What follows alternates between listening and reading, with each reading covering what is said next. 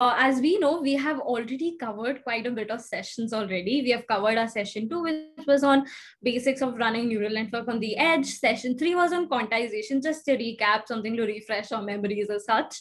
And session 4 was on pruning. Session 5 was on hardware at the edge. Session 6 was like a research topic. We covered what exactly it means paper reading as such, right? And today's session is on hardware devices again, because we do want to cover hardware, right? We talk a lot about software optimization, and we want to piggyback on the concept of hardware for sure. So yeah, that's our aim today. And one of the things we will also be doing is integrating paper reading again, because I think it's quite vital. And as I said, it's very interesting to read papers which have like a hardware implementation.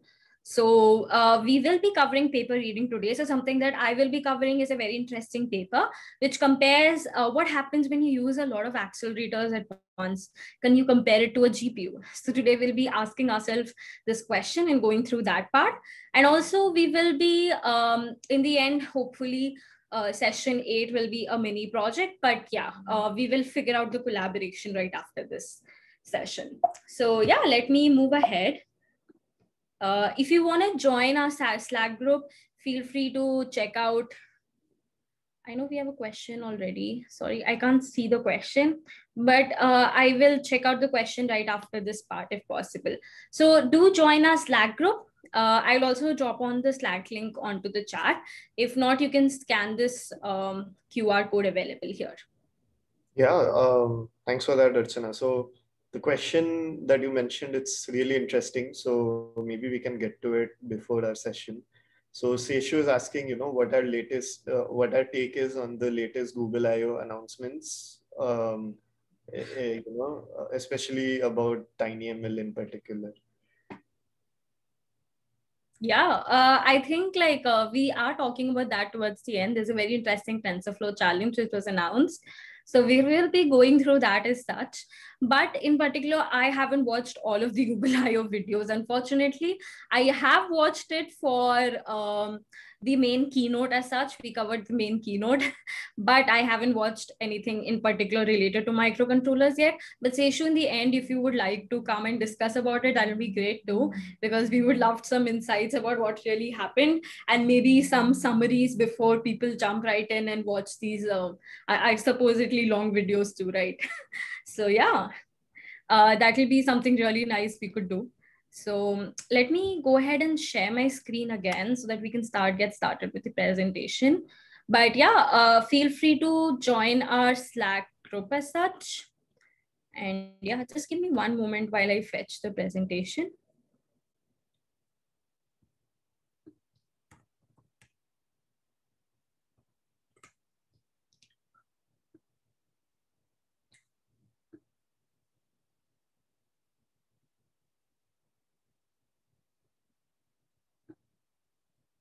So today we will be going through the demo towards the end, and I will be going through, the paper reading at first, but we will also be covering a couple of things today. So let me go ahead and present my screen and share it with you folks.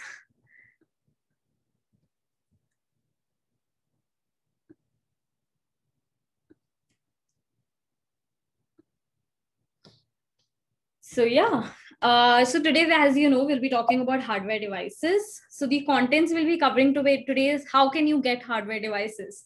I guess like a lot of people don't talk about this, but I guess over the last few years as such, we've gotten acquainted with hardware devices as such. So we try and get as much as possible hardware devices from people who are especially for developers as such, and some of them might give away for free, so we try and get those too.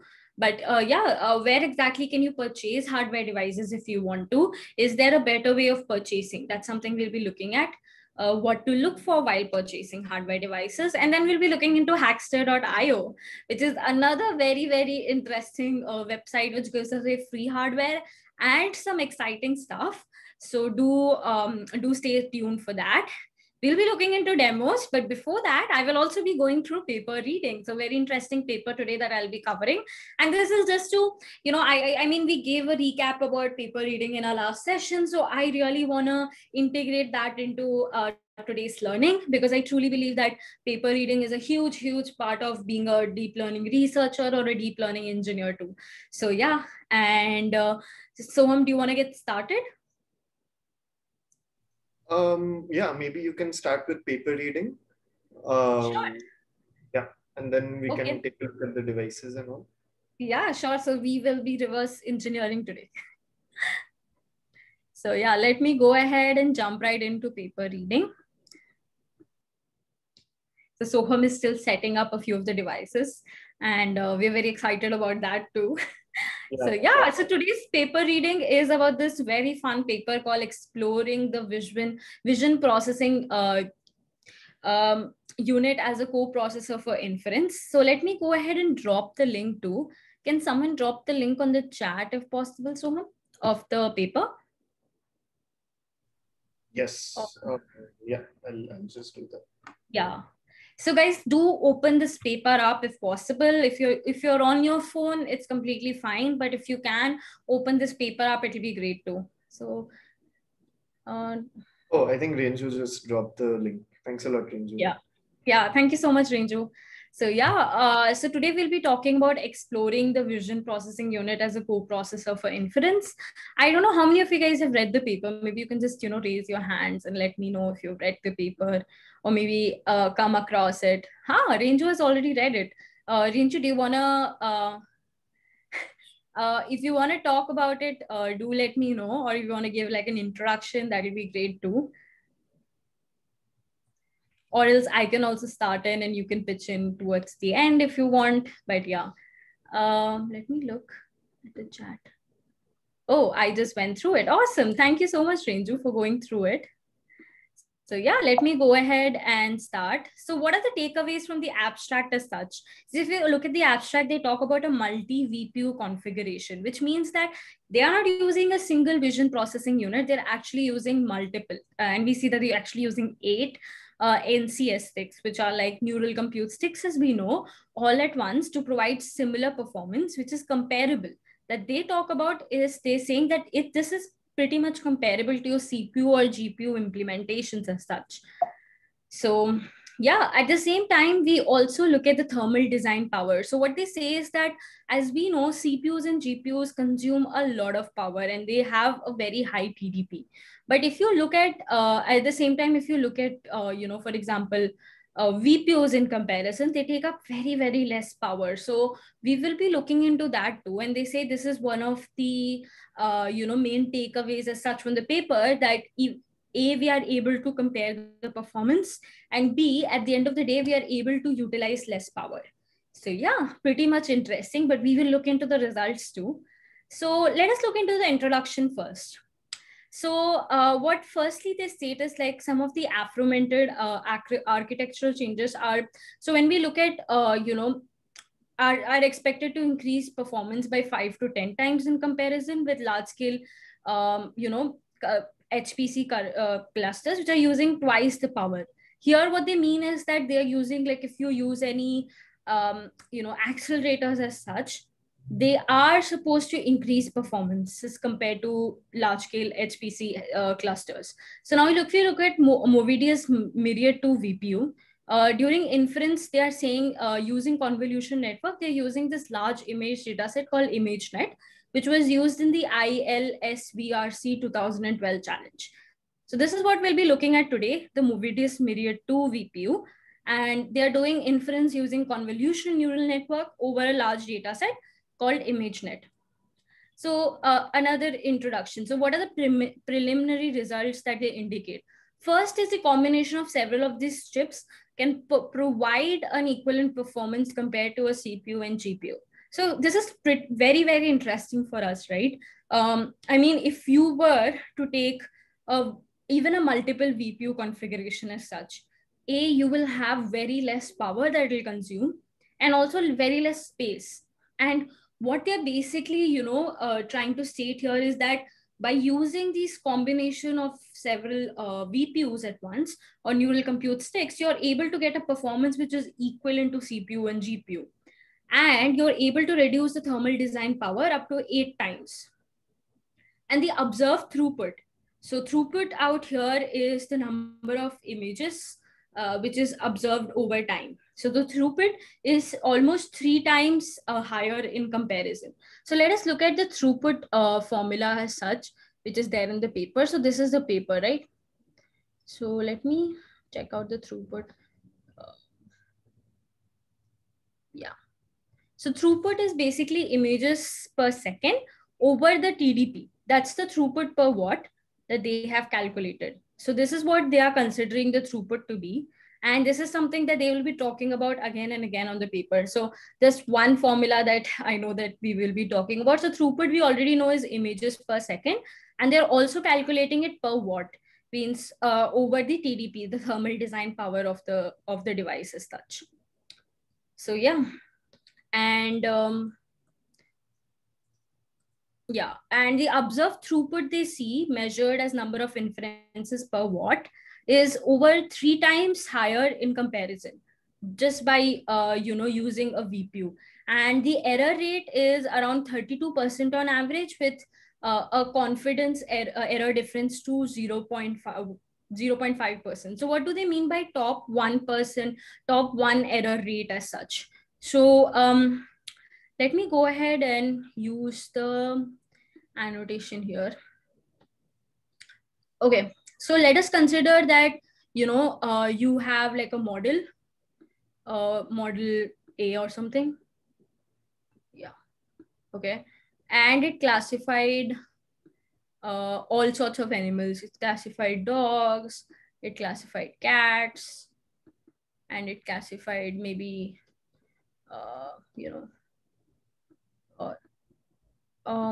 sorry, this button is not so, yeah. And it also classified, let us say, rats, I don't know, all sorts of animals. I'm just like rhyming at this moment, but okay.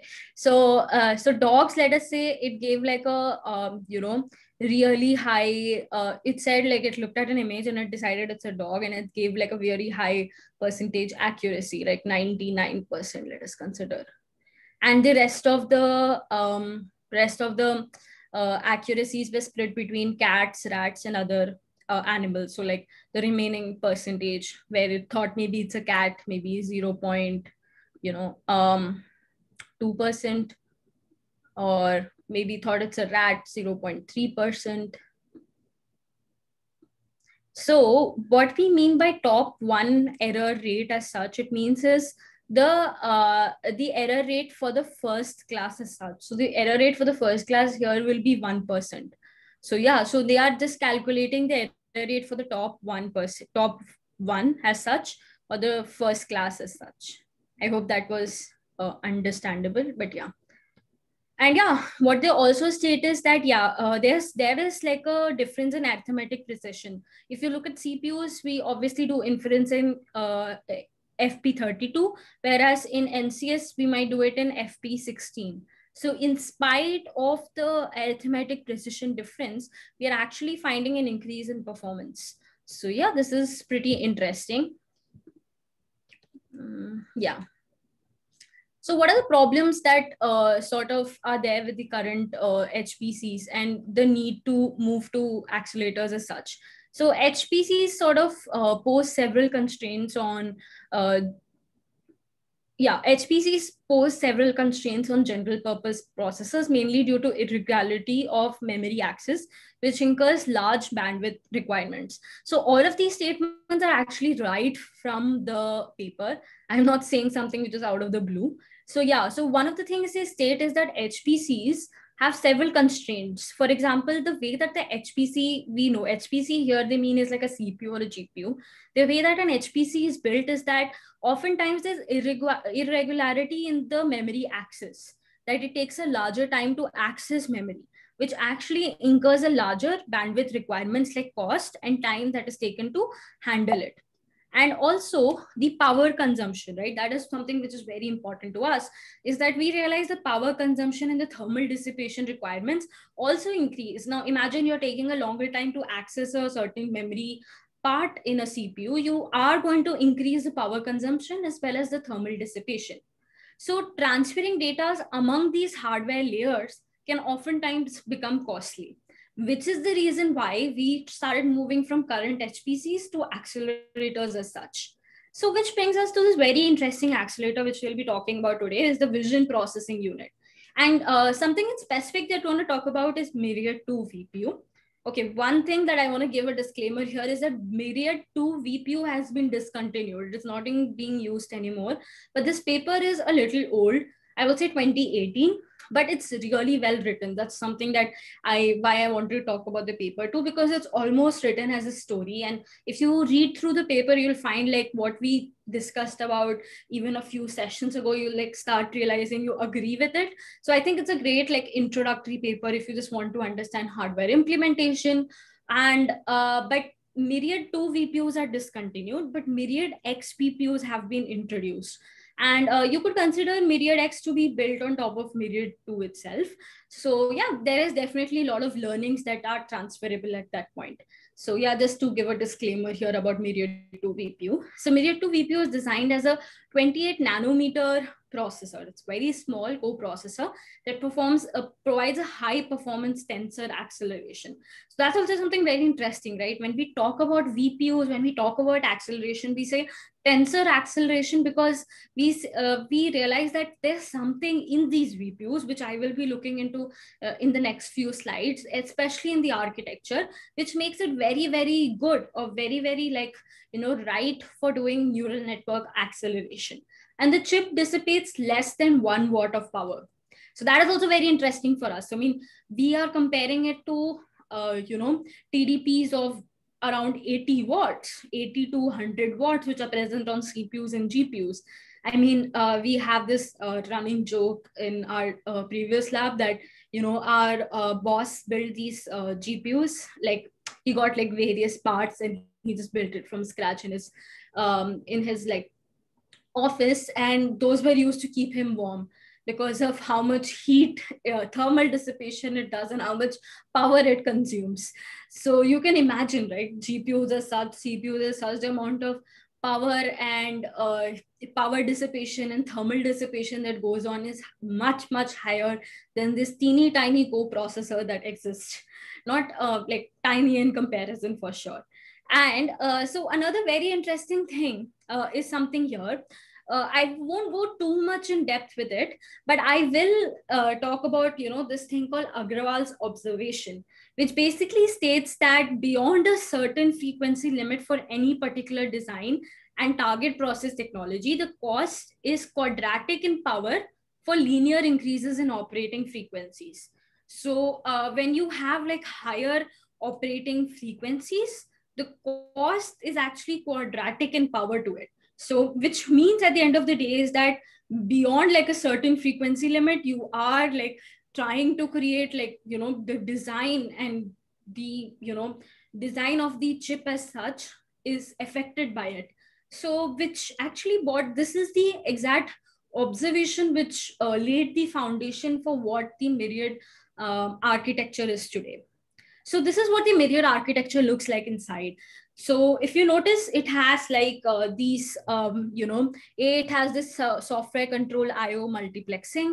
I mean, some of the hardware people might immediately know what this is. And it also has some interfaces and some cache units here, and obviously some RISC RT OS. And what is very, very interesting to us, I mean, these are all like, you could consider it also to be, some of it is like peripheral, but yeah, others are like part of the memory. But what is very interesting to us as, deep learning researchers or someone who's working especially on edge is these hardware accelerators and the intelligent memory fabric and this 12 vector VLIW shave processors.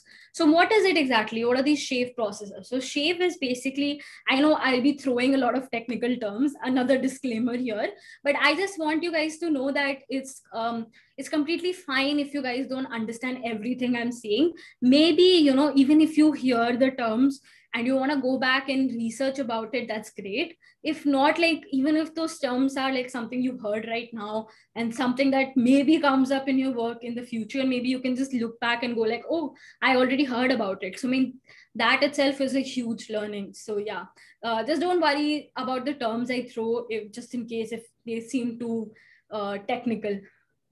So yeah, so if you look at streaming hybrid architecture vector engine, or SHAVE, so SHAVE, each SHAVE processor basically contains wide register files and several functional units. And another thing along with the SHAVE here is it's controlled by this thing called VLIW, which is variable length long instruction word packets. Basically, it enables like a SIMD operation on the chip, and the nominal frequency is 600 megahertz. So yeah, and one of the other interesting thing, which is alongside, which makes this hardware accelerator what it is the streaming image processing pipeline, which basically contains fully programmable hardware accelerated kernels, which contain image processing operation. What I mean by that is this vision processing unit is specifically meant for computer vision application. So there's something specific, something in it, which is specifically meant for doing computer vision. And this is this unit that sits called SIP.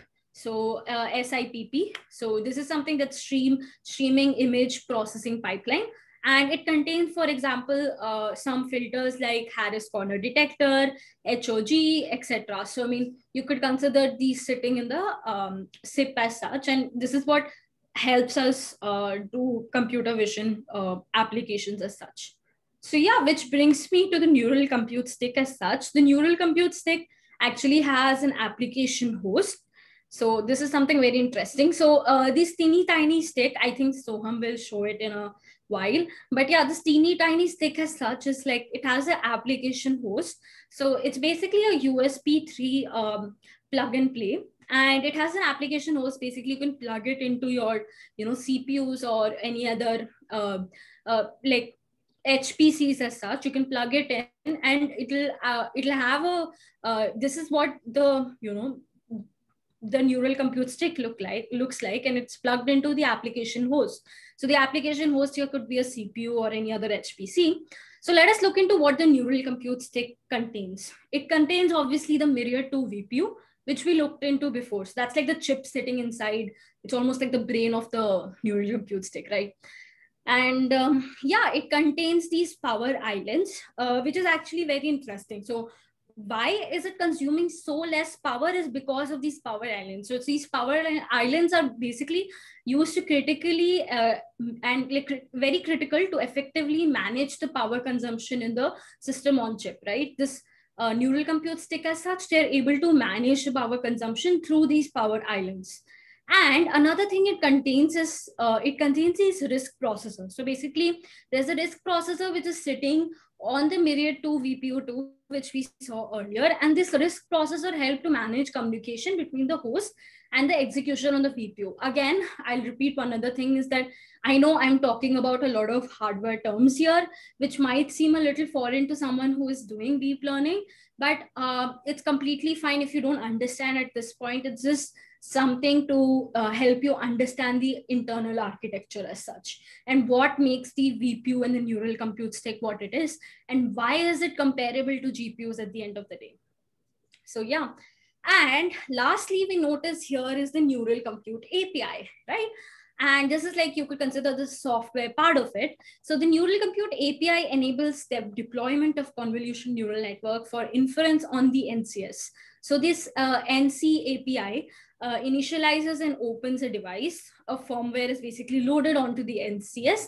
And at this point, the device is ready to accept network graphs and execute commands to conduct basically inference on the VPU. So yeah, this is the, this is the software connecting the hardware as such. So yeah, I hope it made sense till here. Let me know if you guys have any questions as such. Maybe I can help answer at that point. Do we have any questions? Yeah, we actually, no, wait, that's the old question. Let's see. let's give them a minute or so. Do you want me to cover some part again? I know I talked a lot about hardware, but I just want to know if I have to cover something again. Okay, we have a question already. Yeah, so this is a very interesting question. So, do you want to take this, because I know you will already be talking about the hardware implementation as such. What does tensor acceleration do? Yeah, sure. So what happens is when you have a device that's an edge device that doesn't actually work really fast, you oftentimes you can't actually change that device and change it update it with a faster device.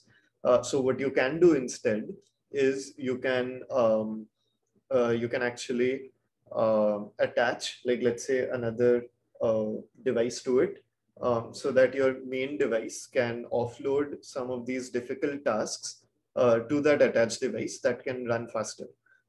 So that's basically what an accelerator does. An accelerator is something that you can attach to your main device, so that and that accelerator can do like only one particular task faster. Like in our case, let's say that is executing neural networks. And yeah, so once it can do that, then yeah, your neural network computations can be done faster. So that is what an tensor accelerator is. So like, for instance, like I have an example of one with me right now. So this is a really common accelerator called the neural compute stick. The neural compute stick is actually, not sure if you can see it properly. So, is this the neural compute stick 1 or the 2 one? Oh yeah, so this is the 2. Yeah, so we are actually talking about the 1 right now, just to give context to people. We are talking about the first one right now, in respect to the paper. So I guess you can also check out 2's architecture. I think it is open sourced already, but yeah, it'll look similar to the 1, but maybe they must have done a few changes here and there to make it better. Basically, you could consider it to be the next version of the neural compute stick. And I'm not very sure if they're selling neural compute sticks anymore. They're probably selling neural compute stick 2. Yeah. So the neural compute stick 2 also has the Myriad X VPU. It doesn't have Myriad 2. Sorry to interrupt you. Yeah. Yeah, no worries. So yeah, that's basically what I wanted to show. So this is actually really small, about the size of a pen drive, right? Like let's say like my thumb. And yeah, just by and it's also passively cooled. So you don't need to like attach like a fan or something to it. But you can attach this to like a less powerful device, like let's say a Raspberry Pi. Sorry, this is just a camera attached to the Pi. But yeah, you can attach it to like a less powerful device like this Pi and actually do calculations much faster. And I actually have a demo for this setup, so we can actually see the differences like in some time once Archana is done with her section. Yeah, absolutely. Yeah, so I just had I'm having like a Murphy's Law moment where things were working like literally 30 minutes before I was about to come on. And now for some reason it's not working. So I'm sorry if I seem a little off because I'm trying to get it to work. Anyway, yeah. Yeah, no worries. Absolutely. Hardware or devices fail right when you have to start testing. Sure. Another major takeaway. Yeah, they're not so reliable, but once they do work, they do wonders. So yeah, nevertheless, let me go ahead with my PPT as such. So yeah, so let us look at the performance evaluation. So we come to the interesting part. I've talked a lot about the architecture. I've talked about what the paper is, basically going to talk about, like in terms of what is the takeaway from the paper. But let us look into how they evaluated and what are the results they got. I mean, that is something we need to look into, right? So performance evaluation as such. But before I get into performance evaluation, I do want to check out the paper too alongside you. So if you look into the paper, I have gone through the exact, structure as such. Yeah, so yeah, neural compute stick I've covered. And this inference framework is something which is very specific to what these guys have used. So you can check that out as well. And experimental results, again, consist of, what exactly is the workstation they use for CPUs, what did they use for GPU. So GPU, they use like an NVIDIA driver. And yeah. And so another thing they do is, what we will look into right now is that they are basically, once you get into multi-VPU configuration, you're basically doing multi-threading. And that is a game changer. And this basically is done via OpenMP as such. So yeah. And how are they connecting it? So they have, like, as you know, 8 simultaneous NCS devices, right? And 6 of these devices are connected using 2 USB 3 hubs, and 2 devices are connected directly to the motherboard. Yeah, so this is all there in the, experimental results. But I am jumping right into performance evaluation, and we'll be going through a few of these graphs as such. What does that mean? And we'll jump right into this as well, and then move into the conclusion. And so, yeah, I mean, I'm just giving you the overview, just in case you guys want to go back and check the paper on your own. I might have just skipped that part. So yeah, so the data set contains around 5,000 images, and each, target device in our implementation, in their implementation, uses like a pre-trained bare Google Network 5 from the Berkeley Vision and Learning Center. I think it's just Google NailNet. So it's basically Google NailNet network. I guess this is just the citation number that they have. But yeah, so here the host process begins by spawning 1 thread per VPU. So this is something very interesting, right? Why do we think that this multi-VPU setup is equivalent to a CPU or a GPU? What is making it a differentiating factor? So the differentiating factor, it turns out, once you start reading the paper here, is you realize they're actually doing multi-threading, and that is a game changer. And just by spawning 1 thread per VPU, they're able to get amazing results. So these threads will then load different inputs into the global LPDDR memory of each of the NCS, which means that, while the input is being loaded on the succeeding device, the preceding device has already started their execution on the Shave processor. So you could imagine it's doing in a sequential manner. So basically a simple static scheduling, or something which is round robin in nature.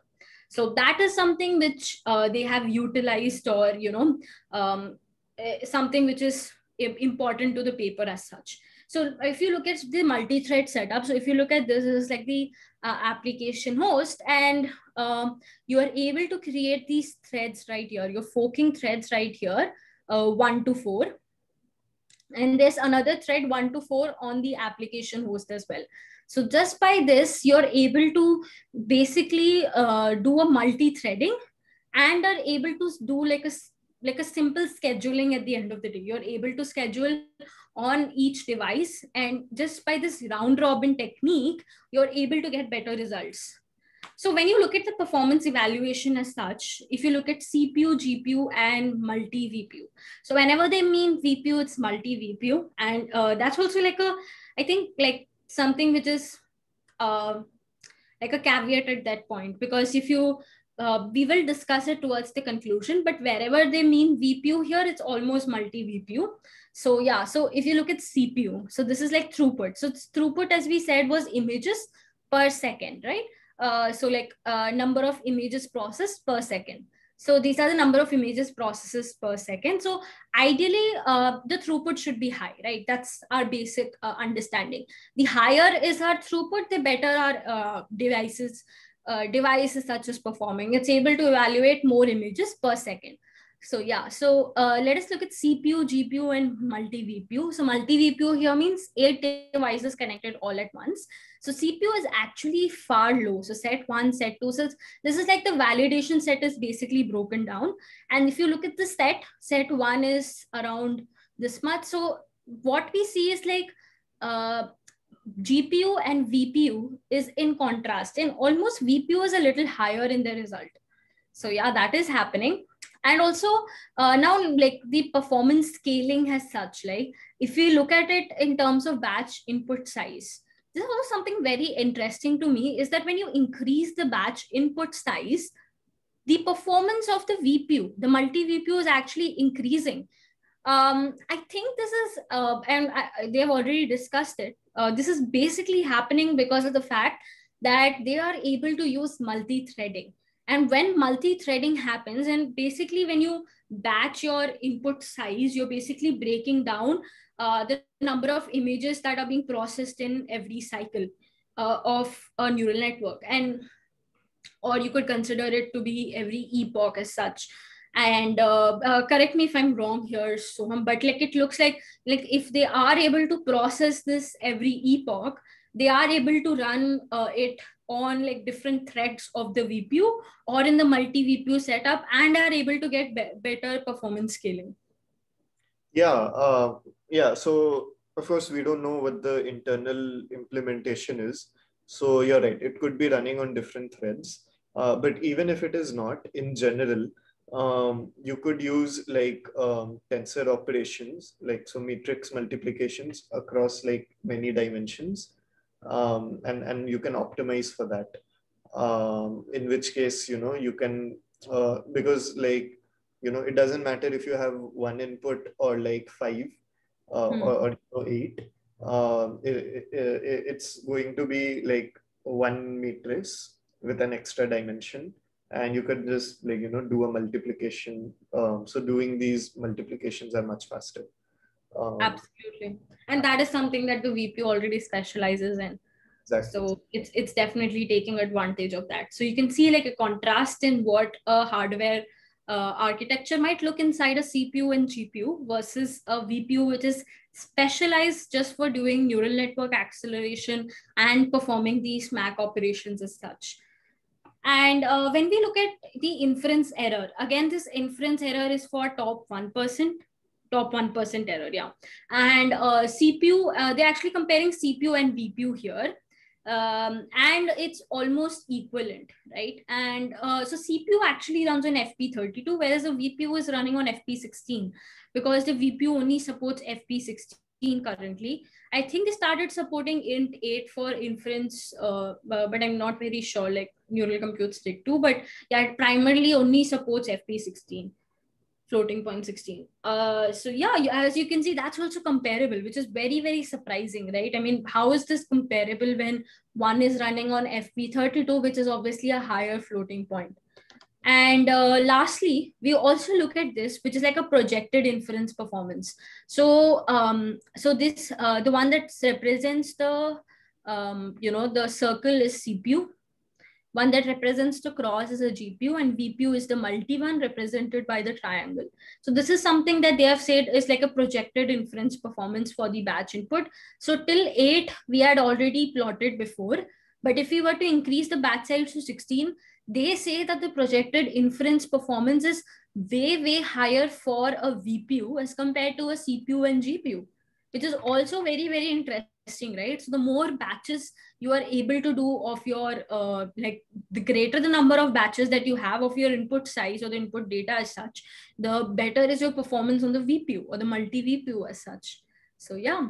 And so the discussion points is even though that they, they observe, so firstly, they do observe the fact that, you have to see here is that if you were to use one chip or like one VPU as such, the performance will go down. It's only working really, really well when you use 8 VPU. So that is something which is very, very critical. If you like critically analyze this paper, that's one thing that you'll immediately get. Obviously, they're using 8 VPUs, but if they were to use one VPU, I bet the performance is nowhere comparable. Like a CPU or GPU will be outperforming it. So that's there for sure. But at the same time, what thing you have to notice is that the minute you add 8 VPUs, the thermal design power is actually not comparable.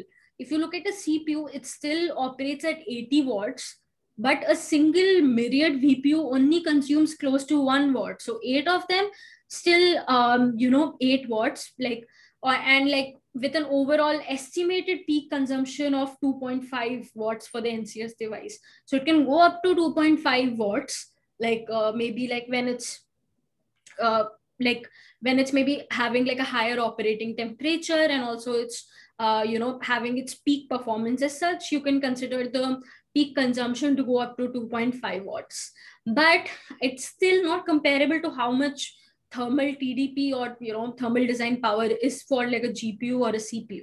So which means that we can still like think about it as such, because it's clearly comparable at this point. So yeah, which basically concludes what I had to say over here. But we have a few things we wanted to cover in terms of hardware devices, but I'll let you guys ask me some questions right now.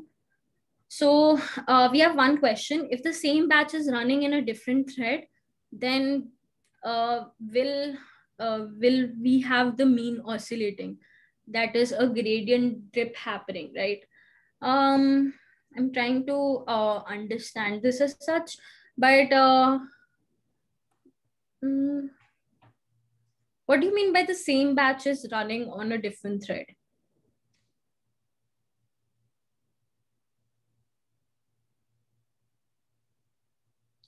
Maybe Renu, you want to raise up your hand and just come up and ask?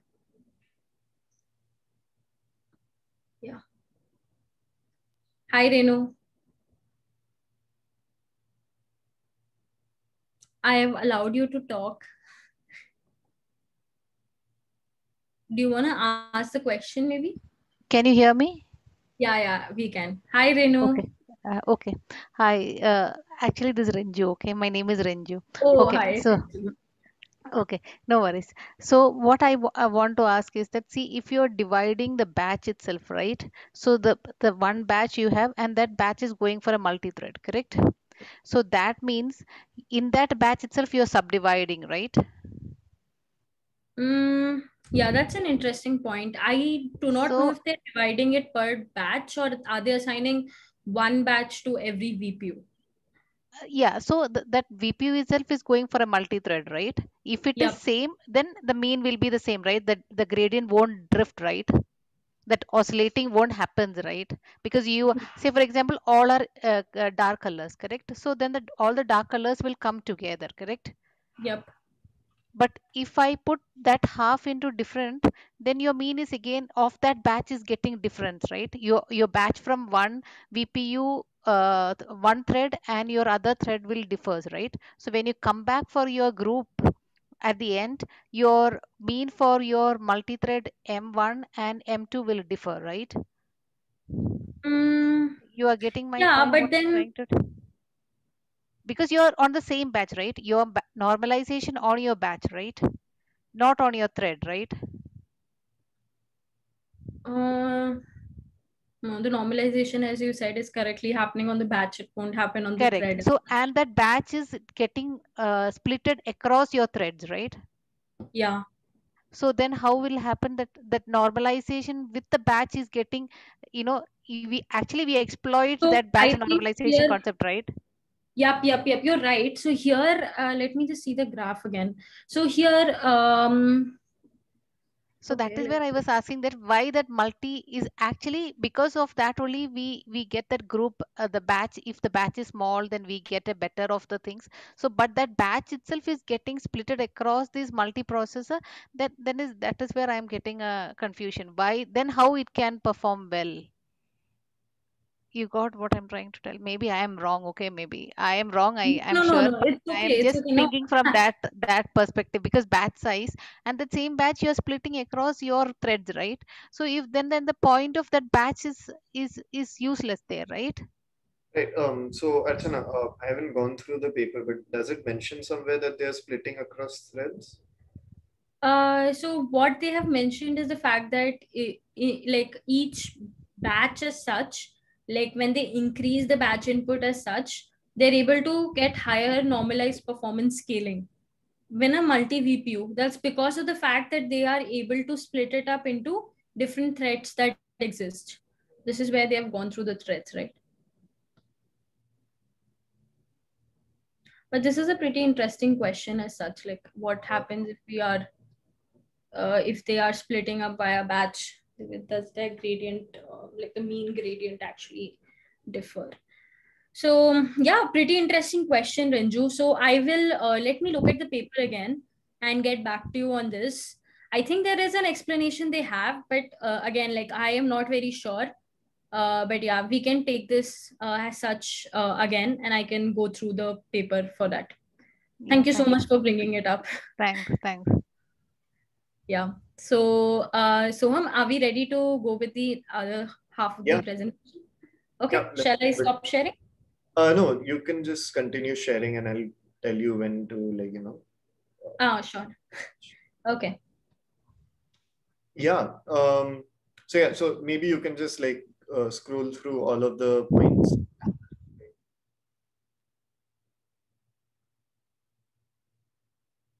Yeah, I think there are a few more.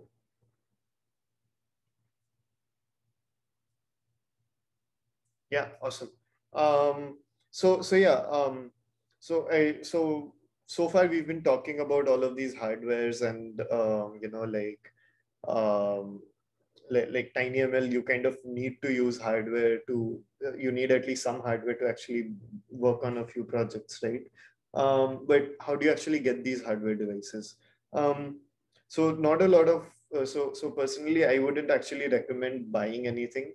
I've been working on edge computing and stuff for I don't know, like since 2015, 16. And the first device I've bought personally was like a few like last month. And for the last few years, I haven't actually bought any devices.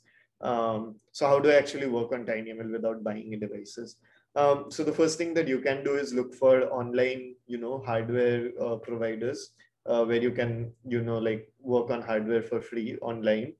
So you won't actually be having them on in your hand or something, but you can at least access them.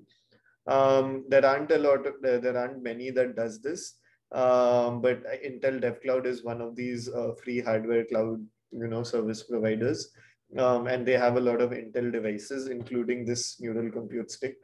Um, and yeah, so it's free, so you can go there and you can take a look at their, like API and play around with their hardware. Another thing that you can do is apply for free hardware through competitions. So when new companies come up with new devices, so when companies come up with new devices, they usually want like a community around their device so that, in case someone faces any issues, they can ask the community and get help. And one of the ways that companies can, start off these communities is by providing people with free hardware so that they can build some products, ask some questions, help other people out. And one of the biggest communities for that is Hackster. There's another one called Instructables. And also there are a few other websites that often do these free hardware giveaways. So, most of the hardware that I have personally, I've gotten them through these free competitions. Like, let's see, like, I'm not sure if you can see, but yeah, I just have a table like just full of like a lot of hardware devices right now, just to show you like demos. And yeah, most of these devices, except except this one, I got for free by applying to all of these competitions. But finally, if you have to actually buy hardware, then where do you actually go? So I would suggest starting out with like some Arduino hardwares, like an Arduino Uno or an Arduino Nano Bluetooth Sense. Um, those are like really good starting points. And you can get all of them from the Arduino store. Sometimes, like Arduino store might take some time to deliver, or maybe they don't deliver in your location. In that case, you can go to Element 14, which is like a really amazing place. I've used it personally in Singapore, and it's really great. You can go there. There's also a few other online, places where you can buy stuff like SparkFun. In Asia, you have this thing called RS Components. What I would suggest is don't go buy on Amazon, because hardware devices on Amazon are usually marked up a lot. And that's also the same reason why I would ask you not to go to, hobby stores to buy these hardware devices, because they also mark up the prices a bit. Some, like, at least, like, that's what I've seen in Singapore as well as in India. Um, or, if the prices are not marked up, then they usually make these devices using inferior chips, and they usually don't last. Um, so yeah, so not recommended to go to Amazon or like hobby stores. But what hobby stores are really good for is, like, you can get small items, stuff like, wires, like tiny cameras like this one, which are like really cheap devices, and or like resistors, capacitors, breadboards, stuff like that. You can go to hobby stores and get them, because they are like really cheap, and there's not a lot of prices that they mark up in those cases. So yeah, that's how you can get hardware devices. But yeah, it's in the next slide. But how do you actually, choose a hardware device? And what do you actually look for? So the first thing that you want to look for is, like, you want to make sure that whatever device you buy matches all of your requirements and matches what you want to build using the device. So initially, when you're starting out, you might not have any ideas on what to build and what to expect from a hardware device. In which case, I would just tell you, go with an Arduino Uno or like an Arduino Nano. And that usually has like devices like those, like the Nano especially. It has like a lot of support, like a really big community around it. It also has a few sensors that you can play around with. Yeah, overall, like, like a really good device, and it's also really small. I don't have it with me right now, but like it's like super small, like even smaller than this thing, which itself is like it's smaller than even like one of my fingers. So yeah, like it's insane how small these devices are, and despite that, how powerful they are. Um, yeah, Archana, next. So yeah, so like, how do you know how do you know if the device matches your requirements? Well, you can look at the data sheet. Yeah, Archana, just like click next until you show all of the, yeah, thanks a lot. Um, what I would suggest is, when you're buying hardware, don't duplicate the hardware you have. What I mean by that is, like oftentimes, like different companies will come up with different, boards like this, but they might have like the same chip on them, right? So in those cases, it doesn't really make sense to buy, two different devices with the same chip, because they'll perform very similarly. And you might accidentally buy like a hardware that has very little support and very, like, a small community around it. And you might get into like a lot of problems with handling a device like that. So one of those devices that I have is this one. It's a QuickLogic. Um, I forget the name. QuickLogic Quick Feather or something like that. Yeah, so this is a device that I won from a Hackster competition. And yeah, it's like, yeah, the guys at QuickLogic, they did a really good work. This chip on here, which is like, which you probably can't even see. It's about the size of like my fingernail. It's actually an FPGA, and it's super powerful.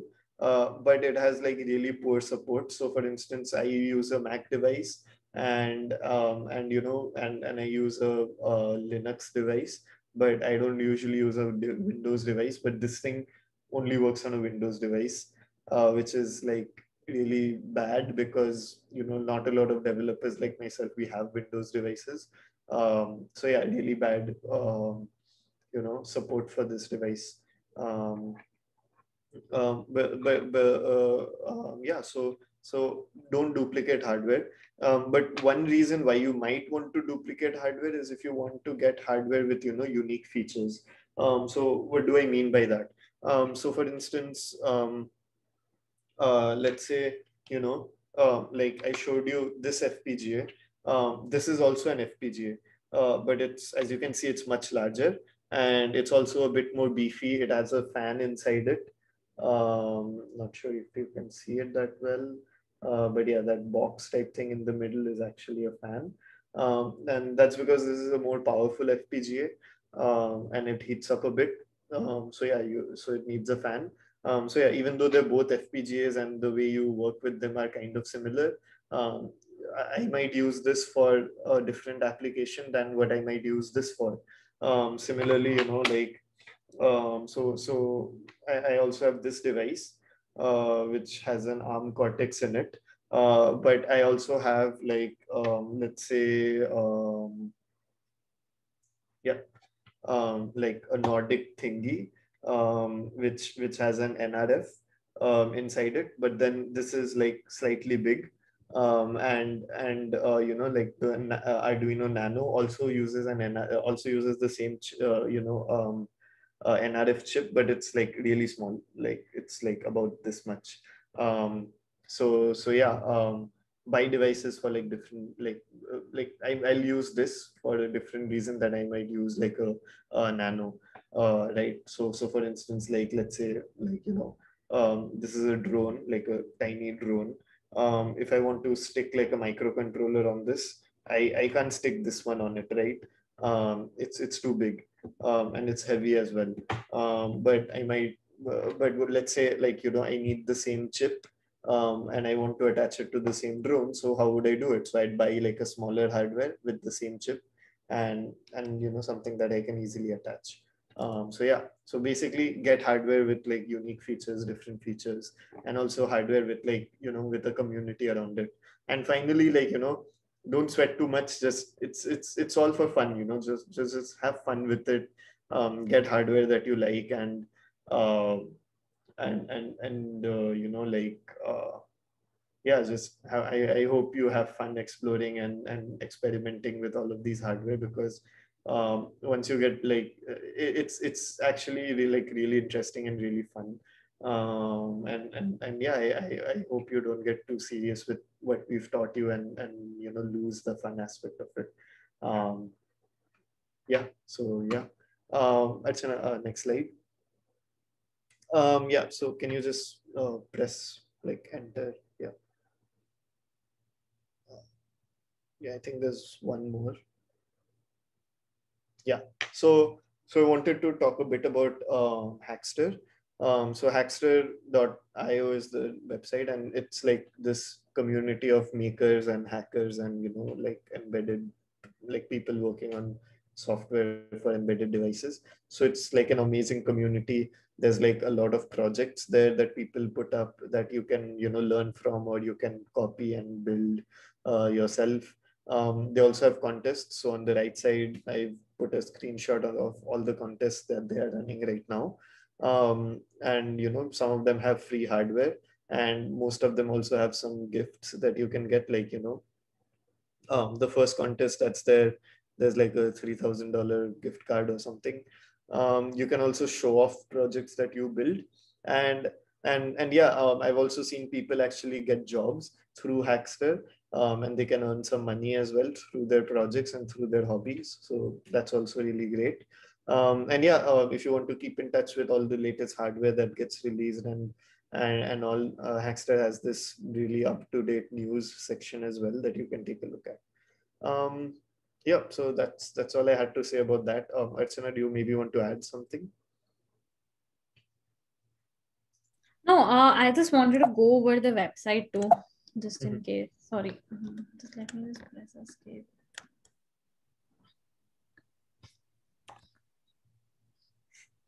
Yeah, so this is like one of the contests we were doing, but I can also go through other contests that are there for Hackster. So yeah, so if you notice, they have a few community challenges. So this is pretty interesting, and I would like really suggest you guys, if you are interested to try out for this. This actually has a great gift card too. Plus they have this TinyML Vision Challenge. So if you're interested to try for this, is actually by the TinyML Foundation. They also have a DIY Ardo Boy contest. So one thing you can do is you can go into the contest, and usually what we do is we click on apply for hardware. So yeah, this is like they've already announced it, but you could look at what they were providing, like a prototype board. But again, like before buying it or like just applying for hardware, I've, as Soham said, go to the data sheet, see what the data sheet states. because that's really, really important. And let us go into some other contest which is still maybe giving out. But yeah, you can check out which are the ones that are still giving out hardware. Usually some of them will be. So you can check that out and see what kind of hardware they're giving out, look at the data sheet and then enter it. And it's usually pretty good. And they also give like news and stuff. So you can see some Hackster news that has come up, like Arduino Nano RP2040 Connect. And Yeah, that's yeah. actually a really interesting device. Uh-huh. If you're up for it, like I would suggest you get it. Yeah, get either that or the RP2040 is present on a Raspberry Pi as well. It's called the Raspberry Pi Pico.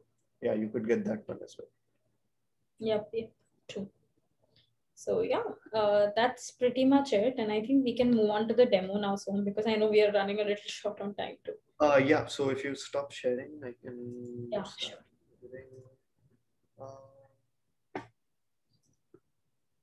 Yeah, okay. So the demo I wanted to show you like a few demos. Unfortunately, I couldn't get one of them running, so yeah, but that's okay. So this is like a Raspberry Pi. I'm connected to it through SSH, which you are seeing on my screen right now. So what I'll do is I'll run it. I'll run two types. So one like on the Raspberry Pi itself, and then one using the accelerator. So yeah, so right now my accelerator is not connected to my Pi, and if you look over here, so yeah, so this is like a trash classify project that I had built. It's like it just takes images from the camera and then tries to figure out what kind of trash it is. Is it like glass or plastic or something else? But that's not important. We're not worried about the accuracy and all right now. What we're looking for is the performance. So what's happening right now is that the Pi is actually loading the model into memory. Now the Pi might have like a slower memory, and it's doing a lot of other stuff. So it basically takes a lot of time to load the model into the Pi, and that is what we are waiting for right now. So when I experimented it with previously, it took about 41 seconds to load the model, and yeah, so and it's just giving some random predictions because I'm not actually using like the camera is just pointed randomly. But yeah, so you can see it took the same time, about 40.8 seconds to load the model, and it took yeah, the FPS is actually really low. So less than 1 frames per second, which is like really bad. And so, yeah, so this is not something that you would probably want to deploy just because of how bad the performance is. Um, but, like let's say you've already deployed your Raspberry Pi somewhere and you want to improve its performance. So what you can do is you can plug in the neural compute stick, which is what I'm doing right now, and then you can write some program that will offload the compute of your of all of your all the heavy compute, like running your neural networks into the neural compute stick. So what's happening is so this also frees up your main CPU to do other work, like pre-processing images or getting images from the camera and all. And then the CPU is just giving away all of these difficult tensor operations to the much more optimized neural compute stick. So with that, I just ran it for 20 seconds to see like what the results are. And you can see our throughput is already up to, more than 20 times that of our previous throughput. So yeah, just by adding like just this tiny device with minimal increase in power and space, you can get like a vast improvement in performance. But there's an issue with the Raspberry Pi, right? Like it's kind of like it's a bit large, and you might want more performance. Um, uh, I guess it consumes more power. I mean, yeah, it might consume more power depending on your power consumption requirements. So you might want to, work on a different device like this. So this is an Edge TPU board. It's by Google. And this has like an Edge TPU accelerator inside it. So let's see what the performance is for the Edge TPU. So I actually wanted to run like a streaming application where I show you the difference in performance. But yeah, unfortunately, I couldn't get that running. But if you see the Edge TPU, so it takes about, 4 milliseconds, like somewhere between 3 to 4 milliseconds to run a prediction. And like, that's like what, nearly, sorry, 300 frames per second, right? Somewhere between 300 and 400 frames per second, which is like 20 times more than the Raspberry Pi with the neural compute stick. So yeah, different devices, consume different, but yeah, the problem with this device is that it has a fan that runs quite often. Let me see if I can get it to run. Yeah, so I'm just resetting the device so that I show you the fan running. Yeah, so it has a fan, it's noisy. It's also quite big. It has a really bulky heat sink because this device gets quite cold. In fact, this device gets really hot. In fact, it's so hot, like I can't touch the heat sink right now. So yeah, so that so that might not meet your requirements, and you might want to move to a different device which doesn't heat up so much, but with similar performance. So yeah, so all I'm trying to say is like it's just like you have to weigh your choices, see how well a hardware performs, and then like see the disadvantages it has, like how much power it consumes, if it's noisy, if it's big, and all of that. And then based on that, you can choose a hardware. Yeah, so that's all I had. Yeah, Archana, you're muted. Yeah, sorry. I said absolutely. Thank you so much for showing that to us. So I just wanted to know what you guys think. Do you guys have any questions for us as such at this point? Because I know we're going towards the end of the presentation as such, and I just want to know if you guys have any questions about what was shown right now. I know it was just a quick glimpse into what edge computing devices can do, but there is so much more that can be, done from here on. And I think we have just scratched the surface with this field as such, and there's so much we can do deep diving, even on the research side, even on working with hardware devices alone. So endless possibilities.